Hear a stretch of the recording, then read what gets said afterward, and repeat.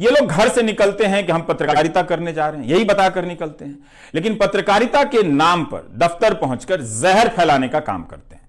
केवल जहर ही नहीं, जनता तक दूसरी सूचनाएं ना पहुंचे, जनता की बात सरकार तक और जनता तक ना पहुंचे, इसके लिए गजब गजब का प्रपंच रचते हैं। लेकिन अब जनता कुछ कुछ समझने लगी है, समझ रही है जनता कि नफरती डिबेट से उसका भला नहीं हो रहा है।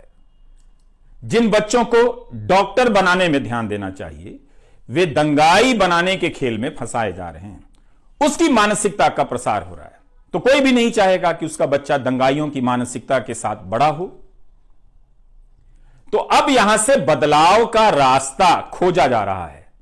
आपके लिए नहीं बदलना है, किसी और तरीके से बदलना है, ताकि आपको झांसा दिया जा सके कि यह कोई दूसरा मीडिया है, उनसे अलग है। यह बात आपको समझनी है।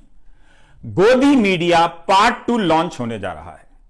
एंकरों की जगहें बदली जा रही हैं। आप देखेंगे एक एंकर यहां से वहां जा रहा है, वहां से यहां आ रहा है। नए गोदी सेठ लाए जा रहे हैं।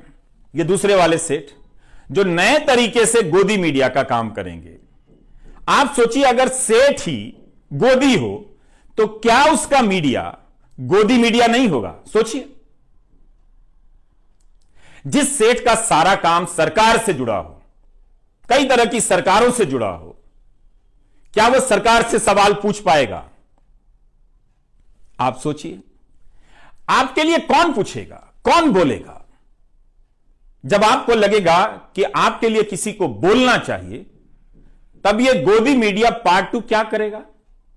विदेशों में भारत का नाम कैसे हो रहा है, डंका कैसे बज रहा है, इसकी कहानी बताकर आपको अपनी परेशानियों से दूर करेगा और उन्हें बंद कर देगा व्यापक जनता के बीच पहुंचने से।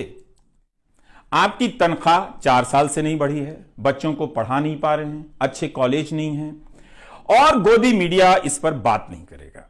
तो गोदी मीडिया पार्ट 2 में इसके लिए शरीफ एंकर लाए जाएंगे, जिनके बोलने का तरीका कुछ और हो, वो इसी सिस्टम के पार्ट हों, मगर वो जनता के बीच ज्यादा बदनाम अभी नहीं हुए हैं। तो ऐसे लोगों के हाथ में यह कमान सौंपी जाएगी और गोदी मीडिया पार्ट 2 लॉन्च होगा। इसलिए बताना चाहता हूं कि दुनिया में भारत की क्या स्थिति है, इसके नाम पर एक तरह से आपको चांद दिखाकर आपसे निवाला छीन लिया जाएगा। इसलिए गोदी मीडिया पार्ट 2 के खेल को ध्यान से आपको समझना है। इसमें आ रहे सेठों के धंधों पर नजर रखिए, उन धंधों को समझिए कि क्या है, कैसे मिला है, और उन धंधों को लेकर किस तरह की बातें हुई हैं। हमारी आजादी की लड़ाई की विरासत हैं, इन्हें भी छापा पड़ने और बिजनेस डूब जाने का डर रहा होगा, मगर ये उस डर से उस वक्त बाहर आ गए। इन सब सेठों के योगदान को आप ध्यान से देखिए, पता चलेगा कि कईयों ने अपनी दुकान जलाकर आजादी के आंदोलन को सींचा है।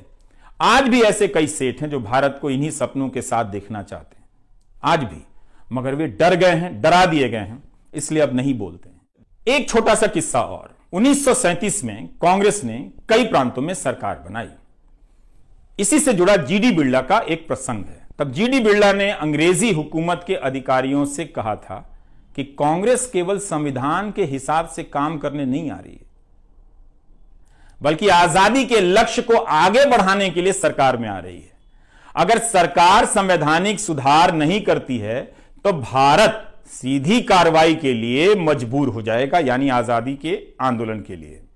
इसका मतलब तो यही था कि जनता अहिंसक रूप से सरकार की बात मानने से इनकार कर देगी, सिविल नाफरमानी कर देगी। यह हमारा इतिहास है। वक्त फिल्म में एक चिनॉय सेठ हुआ करता था, लेकिन अब वो गोदी सेठ में बदल गया है। इसलिए आज का वीडियो बनाना पड़ा, बताने के लिए कि गोदी सेठ भारत की जनता को चवन्नी ना समझे। मीडिया और पत्रकार बिक सकते हैं, लेकिन जनता को कोई नहीं खरीद सकता।